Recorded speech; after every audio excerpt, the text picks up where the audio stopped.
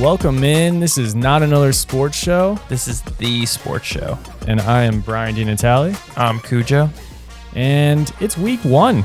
Yeah, week 0 in the books. This is Tailgate Tuesday. Oh, yeah. We're ready to go. Got a big slate of games for week 1. Week 0 is in the books already. Week 0 is in the books as a Georgia Tech podcast. Apparently, we've become a Georgia Tech podcast quickly here. That feels like where we have to start. I mean, it was the best ranked game on the matchup. And I mean, this is going to go a long way for that 4.5 over. Yeah, this is definitely a game I did not expect them to win. I talked about like they had a chance. Like I didn't think they were just going to get blown out of the water. Right. But I was impressed with what I saw from Georgia Tech. I mean, I was blown away. They are a lot better defensively than they were last year, and that was the biggest knock and kind of flag that I was worried about coming in. They've always been able to run the ball. They did that extremely well last year. Dominated the line against Florida State offensively. Held them intact on defense, too. I mean, they were just bruising them, too. Like, as the coach said, you got to run the ball. Hats on hats. Yeah, just putting hats on hats. And the whole team buys in. It looked great. I mean, you're in a neutral area overseas, so. Yeah. It was a great game. I mean, Georgia Tech really, I think, just dominated. They won total yards by about 37, but it was a pretty clean game from both teams, though. Yeah. No turnovers on either side. Very limited penalties. And that Florida State side was looking a little bit, I would say, just discombobulated, maybe. Yeah, I mean, not having your coordinator there and then just such a big transition on offense. I mean, we talked about that last time.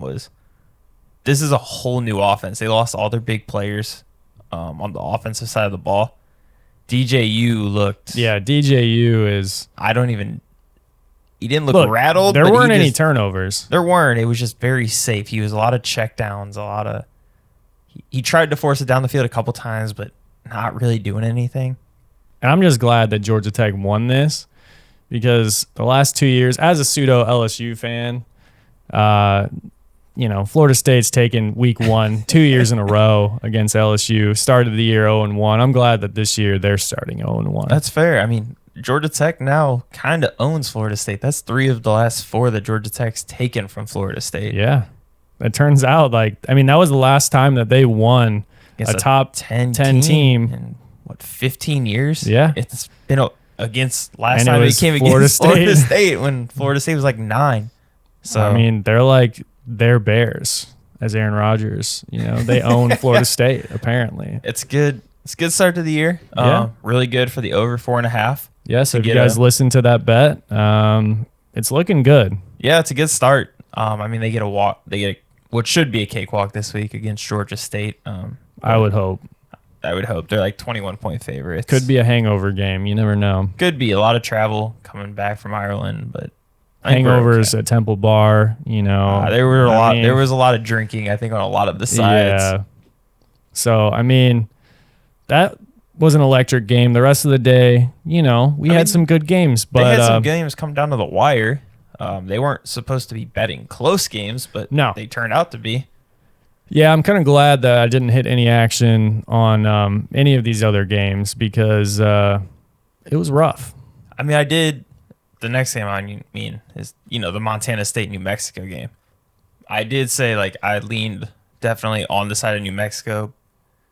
They did, I felt like 14 was a lot. 13.5 was a lot of points to give to an FBS team as an underdog. And they did cover. So they did. I mean, 35-31 Montana State. They played and it was well. A comeback. New Mexico almost.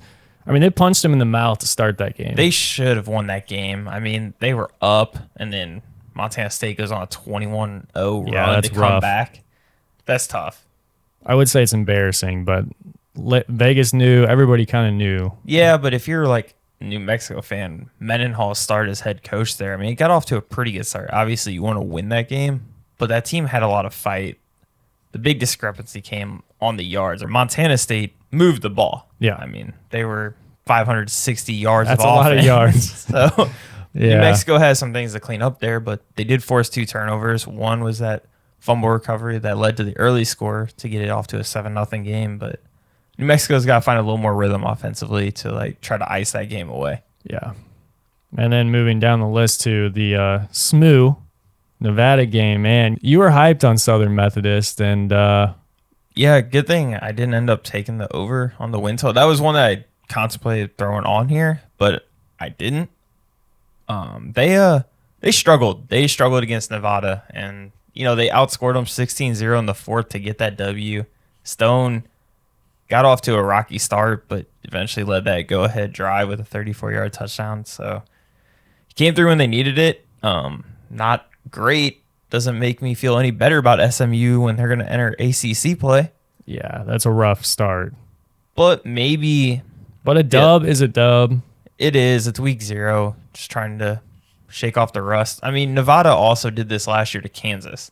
They took Kansas to the wire last year in an opener that was a huge dog. So maybe it's not that surprising. No, I mean, I think it's week 0. Week 1's not even upon us, yet, and Right. they're, they still got to win. So, we'll take it. It's fair. And then, The last game was the late night game that Hawaii and I'm sure a lot of you did not watch because it was not readily available. You had to pay for it. you didn't pay for. Did you do the pay per view I- for Hawaii Delaware State? I did not. I was actually at a No? wedding during this Oh, game. no, So I did not watch this. well- I didn't pay this $70 or whatever it was to watch Hawaii, Delaware State. Did you? Rainbow? I did not. No, Oh, it wasn't. Didn't have a lot of writing on that game. I mean, yeah, they ended up 35-14. I mean, Hawaii I think they closed at 39-point favorites. Yeah, so they Didn't cover that. Did No. not cover. I think Hawaii was just trying to get out there with a win. I Yeah. mean, they didn't have a lot of work to do. No, they didn't care that much. They didn't feel like rubbing it in Delaware State's face. They were That's going to fair. get the win, winning by 25, 21. Doesn't matter. So if they really- won by 40. They didn't care about covering. No, Really, it was a week of the dogs. it was about the dogs and the and the the bees. Jackets.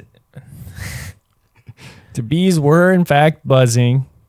By the end of season 1, you will recognize them as the Yellow Jackets. I mean, we even have the Jackets we do. flag. And flying. still references as a bee. I mean, it's all the same thing. Are you a etymologist? I am. Could you tell me the differences between a jacket and a bee? A bee dies instantly. A yellow jacket doesn't. No. Just keeps stinging. Yeah. So is that Like is that Haynes King. Yeah. yeah And is that Jamal Haynes. Yeah. They're Those thinner. Haynes They're boys. thinner and more aggressive. Yeah. I could see that. I don't think they create honey either. Oh. So fun facts, we also talk about Animals. animals on this podcast as that well. we may or may not know much about. I mean, don't fact check it. Right. But But overall, week 0, 4-0 for the dogs. Every dog covered. One outright win with Georgia Tech.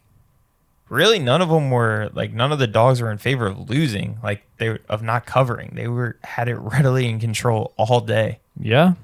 SMU Nevada came up just short of their over total. It was like 55.5.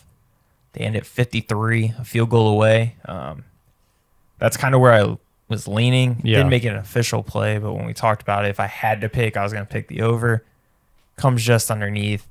Hawaii, Delaware State, that line was like 55.5 or 56.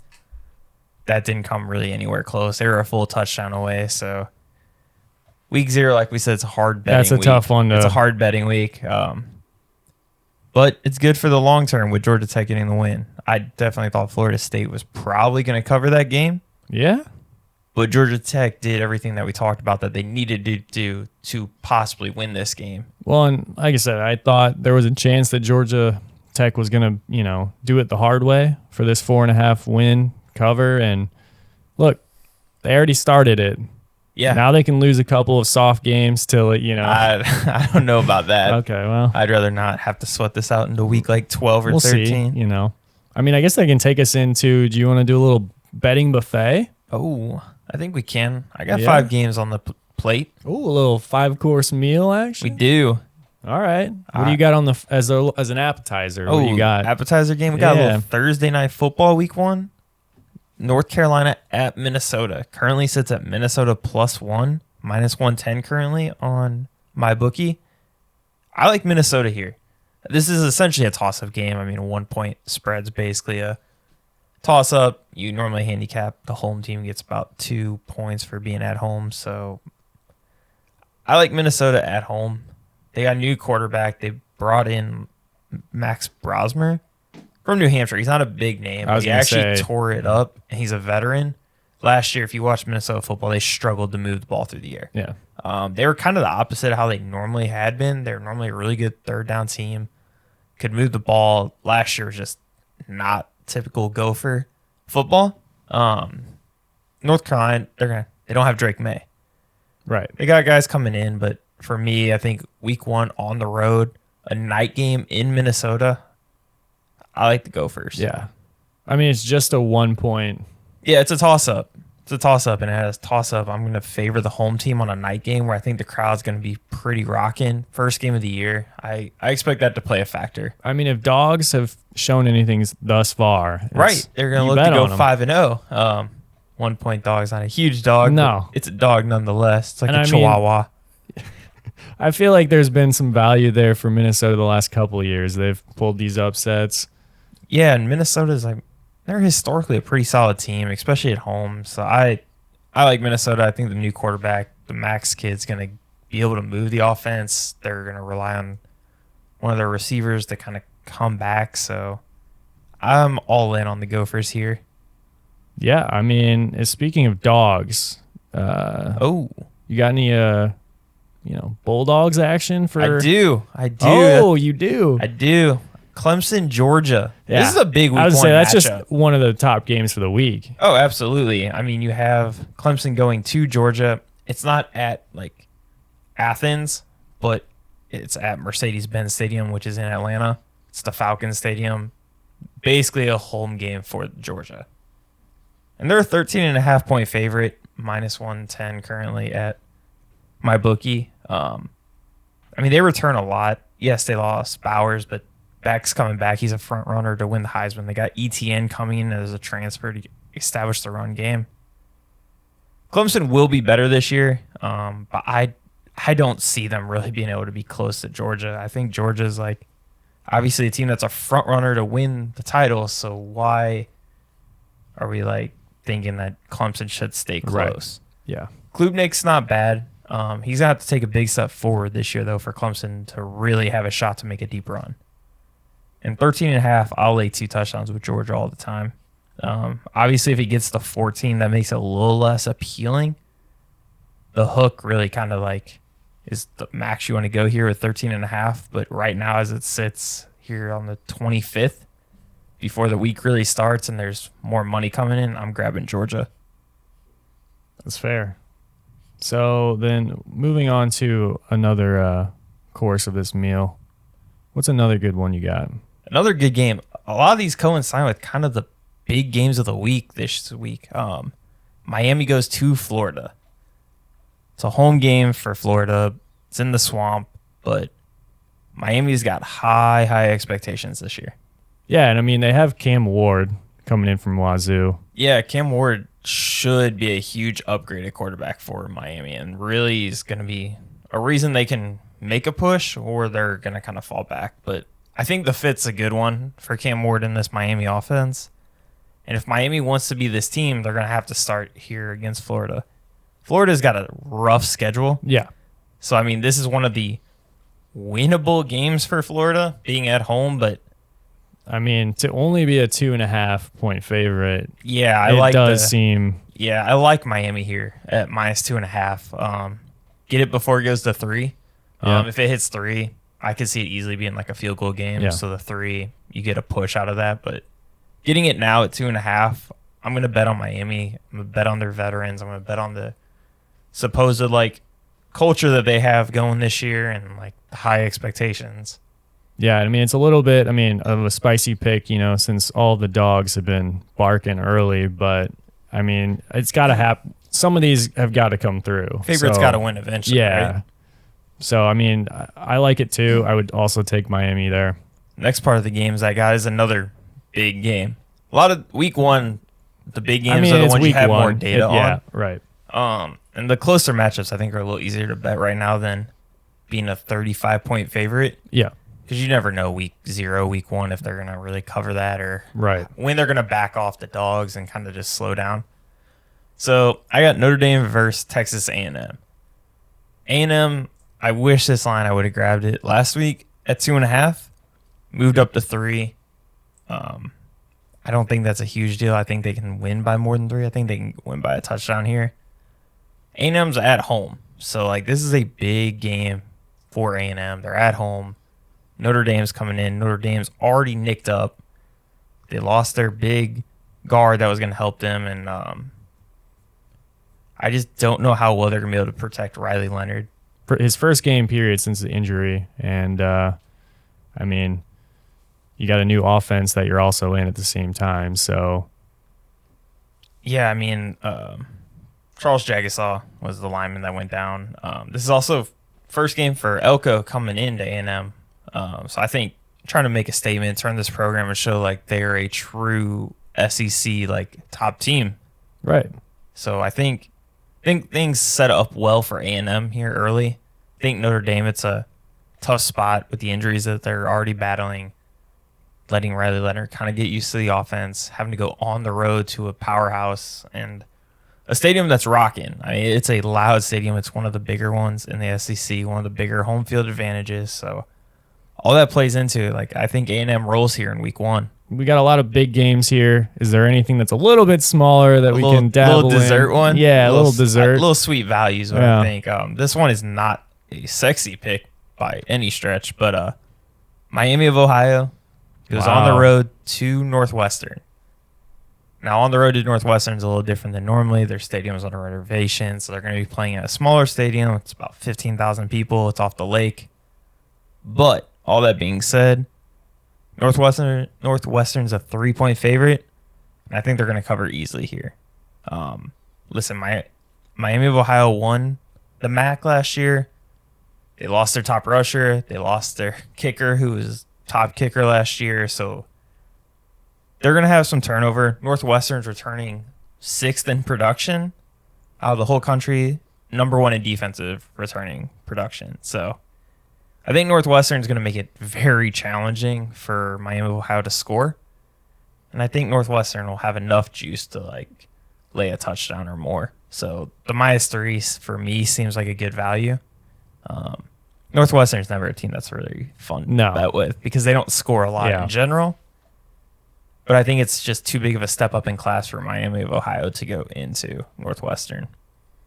So that seems like a 5-course meal we just had there. It is. I think we're going to be looking pretty good after week 1.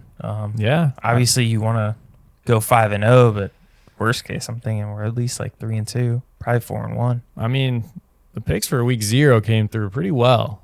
Yeah. I mean, can't officially check the boxes yet on, right. We got the futures. They're looking good, though. This is more of like how it'll be every week where it's like, okay, we're locked in on 5 games. There's a couple other games here that like aren't going to be official plays. Well, I mean, while we're eating dessert, I mean, what's a couple cookies here? Right, so one of those is UCLA against Hawaii. It's currently -14 for UCLA. I was not impressed from what I saw kind of from Hawaii. Yeah, the pay-per-view that you were watching while you were at the wedding. Yeah. But I think this line opened at like 18.5, and it's all the way down to 14, where now I think the value switched to UCLA. Yeah. Like, I think 2 touchdowns for UCLA, I think that's more value. Yeah. There's also this misconception that the team who plays week 0 has an advantage against the team who didn't play. It's not the case in betting. 65% of the time, the team who didn't play covers. So there's this false ideology that it's easier. Right. Which, if you think about it, it makes more sense that the team that didn't play has the advantage. They have tape. Yeah. You have no idea what UCLA is if you're Hawaii. Yeah, I think UCLA can, come out and just Now, I'm not them. saying that I think Hawaii showed everything in the playbook to Delaware State. Right. Like, I'm not saying that either. But I think UCLA will see some holes that they can attack. Yeah. The other game that I am intrigued on, I'm going to see where the line goes. And I'll probably play if I'm not going to make it official on here, is Florida State against Boston College. Oh, yeah. Florida You State. think Florida State's going to rebound after last week?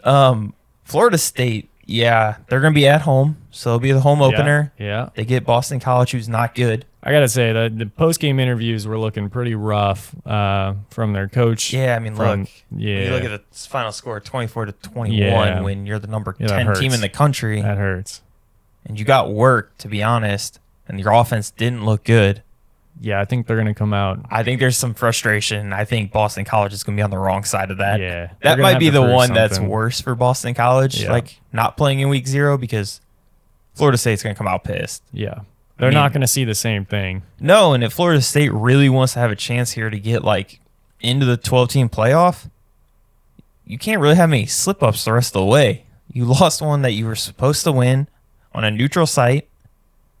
Florida State Yeah. can't afford multiple losses. Like 2's probably the max that they can get, Yeah. and you already gave one away early. So I think they're going to just lay it on Boston College, try to get DJU going, establish a little flow and tempo in that offense, and like be ready to roll for the rest of the year. So that's a game I don't officially have on here, but I'm probably going to bet in this coming week.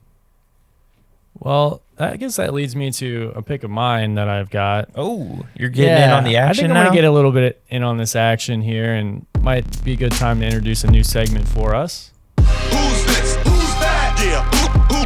Who's this? Who's that? Who's this? Who's that? Oh, Yeah, new segment we got. Kind of just highlighting schools that you just typically don't get a lot of love, you know?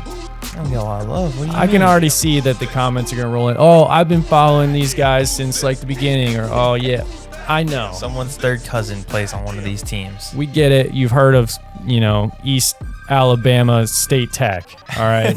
But I think the one I got this week is a little San Jose State versus Sacramento State. Oh, Yeah, it's airing on True TV at 9 p.m. So if you guys want to check that one is out. that a Saturday night game, or is that a That is day of the week game? a Thursday night game. Oh, Thursday night. Yeah. So that's after North Carolina, Minnesota. Yeah. So after we win our first bet, you're wanting to just double down and A lot bet of this next people, game. yeah, a lot of people are gonna be tuning into this one. 10 p.m. Eastern time, so all those people on the coast definitely gonna be watching that. But yeah, currently San Jose State, the Trojans, got a 3-point favorite right now, but the line has moved within the last 24 hours, 2 points. Oh, So, I mean, it's getting to be closer and closer. I kind of like Sacramento State here. really? Yeah. You're a big Sacramento State guy. Sac State, as we call them. They open at 7.5. They're down to 3 right now, so So you're taking it. I'm taking it. You heard it here. Sac He's- State, baby. He's making his first official pick on Sacramento State. Those Hornets are going to be buzzing. I think you're just all in because they're another form Another of a bee another flying, stinging flying insect. Yeah. Could be. Riding the hot insect. So anyway, that's going to be a hot game in week 1. I guess we could move on to some of the other big time matchups this week. Yeah, week 1's got a lot of good just football games, especially for early in the year. Man, you get a lot of like crappy games because big schools are playing the small ones, just get their feet wet, get stuff going. You got like Forum's playing Ole Miss, like Temple's at OU. Yeah. Like a lot of games that just aren't that attractive. But we already did talk about the Georgia Clemson a little bit. Playing at Falcon Stadium. Yep. You got Beck back. You got ETN. And Clemson's going to have Klubnik, who's going to have to make his case here that he's the guy to lead Clemson. And then Who you got in the Clemson-Georgia game? Just like from a pure game I got standpoint. Georgia all the way. You think they're going to cover that 13.5? Yes. I mean, I don't see them slowing down anytime soon. No, I mean, until someone really knocks off Georgia, I'm going to have a hard time picking against them. Yeah. I don't know who's actually going to beat them. I also don't totally buy in on the Dabo era. Oh, you're not a Dabo fan? And early on I was, and it's just slowly turned out that He's against the transfer portal. yeah, He doesn't bring in anybody from the transfer portal. That's gonna hurt. He's strictly, the high school guy. that's gonna hurt. Relies on recruiting. It's kind of an old methodology. I think in order to survive, you got to adapt, just in general nature. And Dabo, He should probably dabble in the And a transfer little bit of portal. portal action, yeah. That's what I would do. But another big game we got going is the Penn State West Virginia game. This game is a sleeper, I think, for It how is. quality of a game it's actually going to be. Yep. I mean, it's in Morgantown, so West Virginia's got a rowdy crowd. They're a good team. I mean, they're an improved team. They can move the ball. Yeah. Penn State's got high hopes this year. I mean, already coming in ranked 8. yeah, and really the last couple of years, if they expanded playoff would have happened, Penn State would have been in the playoff multiple years. Yeah. Penn State finishes around 9 or 10 all the time. Finally get the chance now. And they play a tough schedule. I mean, their Big Ten schedule is not easy. So this is really a year for Penn State to kind of take that step forward, get in the playoff, and see what they can do. Man, it'd be unfortunate if they just snuck right outside there, like ranked like 13 this year. Just outside. Yeah, that would be devastating because you feel like the clock's ticking. Like they need to be in one of these big games. Yeah. For their coach to keep their job. They go on the road to West Virginia. That's not an easy week 1. No. It's an 8.5 point game right now in favor of Penn State.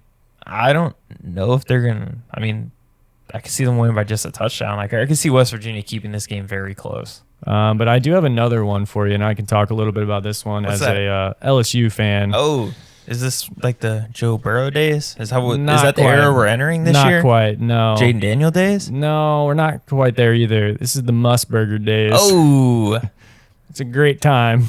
I mean, he played well in their bowl game last year, threw for like 350. So Here's the thing. I didn't quite buy in totally on the Jaden Daniels train either. that's However, surprising because I feel like the rest of LSU did.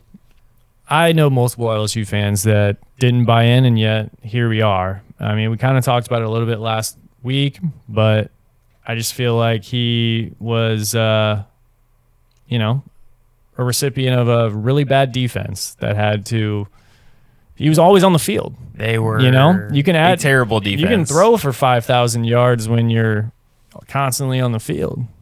Yeah, I mean, that's a fair point. I don't disagree with that aspect. I think that's a big reason why he was a Heisman winner was just because his defense was garbage. Great receivers. I mean, there's they a lot of things that play. They lose multiple first-round picks that were wide receivers, so that's tough. I mean, Malik Neighbors and Thomas are not small guys. No, I mean, on the other side, USC loses Caleb Williams as well. So, I mean, there's a big change there. They're both switching defensive coordinators. Now LSU gets the Mizzou coordinator, I mean, Blake Baker. He did well at Mizzou. Yeah? Now, I don't think they have a Luther Burden over there. No, but you also can't, you really can't get much worse than last season's defense. So I think what you get there is a lot more improved.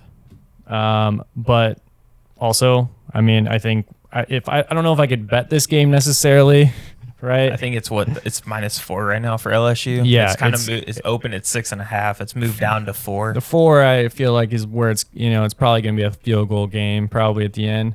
Do you feel strong enough about LSU? I think what you do here is you wait until halftime. You bet the second half LSU because by the time they get to the end, they got one of the strongest O-lines in college football. Yeah. They're going to wear down USC. They have I think it's like 4 returning seniors that are coming. Like it's an experienced offensive line coming. They're going to be some top picks in the NFL draft next year. And I think they wear them down in the first half, second half. That's when you throw the money at it. Is there any concern here with them being in Vegas, not down at LSU for this game? Yeah, it's kind of a bummer of a home game. You don't like the neutral site games? Nah, it's not that. I don't like that, but at the same time, I think they'll travel well. I'm not too worried about it. I think they'll travel well. Obviously, Los Angeles is slightly closer to Vegas. Yeah, it's no Death Valley for sure, but the fan base is a little bit stronger. So I don't think it's too big of a concern. And they probably do cover by 3 points. It is probably they don't cover, but they probably get 3. I think it's just 3 points. But if you bet the half at half, you're gonna be golden. Is there a number at half that you would not be willing to touch? If it's at halftime and we're at -5, 6, yeah. But so you're not overtly confident. Not in this overtly game. confident, but I mean, I think we'll see it at halftime and be like, oh, it's gonna be a lot closer. What about betting an over here?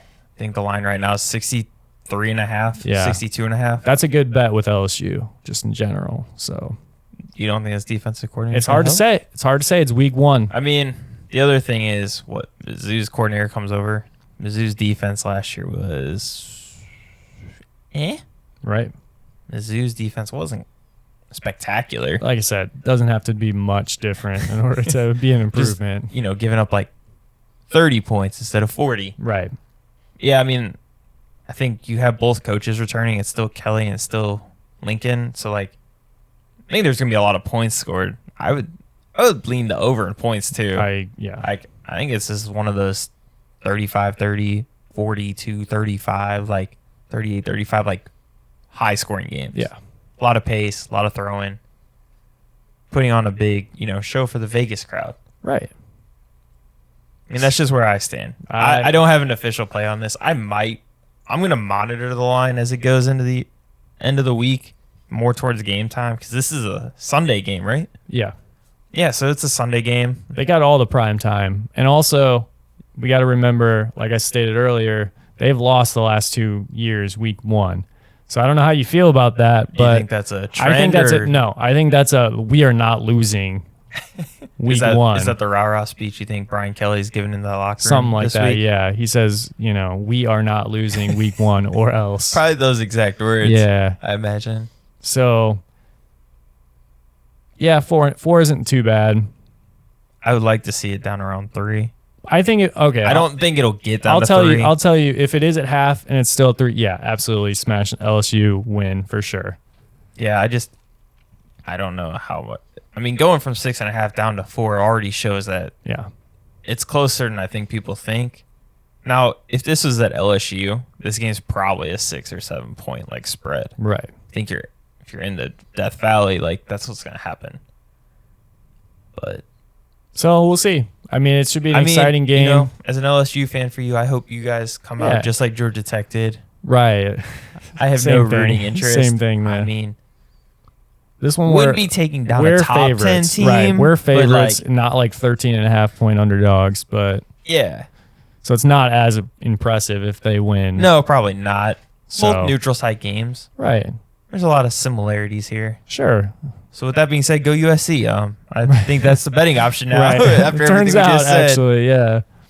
But yeah, that's week 1. Yeah, I think a lot more favorites kind of come back this Yeah. week. I think we're Well, going to see a lot of teams. And we'll get a lot establish. of data points week 1, see where teams are at. Yeah, that's the huge part is actually having like points of data to use for betting. So we'll be able to see a little more of the styles, break down what we saw. Yeah. Yeah, we had to do this one a little bit early. Got the Yeah. lines early, so I mean, you get potentially a better line, or if you see the line shifting the opposite Right. way, you can double down. Or if you got a good number this early in the week and you see a trend in the other, like in favor of you, Take it. you can hedge it the other way too Yep. and guarantee yourself some money. So that's the plus about doing this a little bit early.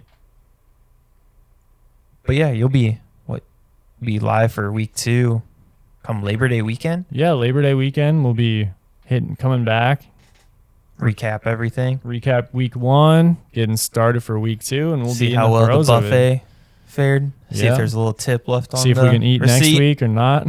We're gonna eat every week. We're gonna eat well. Yeah. Eat well. Or if it's going to be more like a Golden Corral kind of. Oh, it's gonna be all you can eat every week. I mean, thanks everybody for watching. I know you didn't ask for another sports show. But you got one. Peace.